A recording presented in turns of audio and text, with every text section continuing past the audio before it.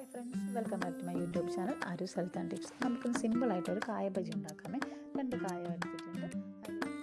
250 ml ഒരു cup കടലമാവ്, 1/4 cup അരിപ്പൊടി, 1/4 ടീസ്പൂൺ സോഡാപ്പൊടി, ആവശ്യത്തിന് ഉപ്പ്, 1/4 ടീസ്പൂൺ പെരിഞ്ജീരകം ചതച്ചത്, 1/4 ടീസ്പൂൺ വെളുത്തുള്ളി ഇഞ്ചി പേസ്റ്റ്, ആവശ്യത്തിന് ഉപ്പ്. ഇതെല്ലാം കൂടി ചേർത്ത് നന്നായിട്ട് നോർമൽ വാട്ടറിൽ നമുക്കത് നന്നായിട്ട് കട്ടി മാവായിട്ടൊന്ന് കുഴച്ചെടുക്കാം.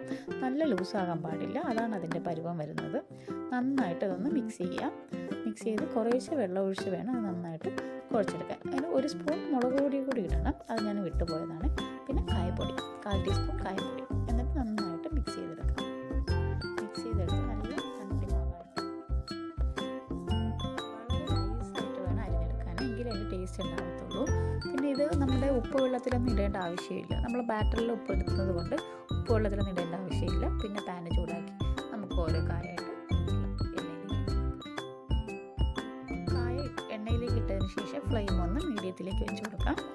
എന്നിട്ട് നമുക്ക് 2 സൈഡും തിരിച്ചും മറിച്ചും നന്നായിട്ട് പൊരിച്ചെടുക്കാം. ലൈറ്റ് ഗോൾഡൻ ബ്രൗൺ ആകുമ്പോൾ നമുക്കിത് കോരിയെടുക്കാം. അങ്ങനെ 2 സൈഡ് നന്നായിട്ട് ക്രിസ്പി ആയിട്ടുണ്ട്. നമുക്ക് പാനിൽ നിന്ന് കോരിയെടുക്കാം.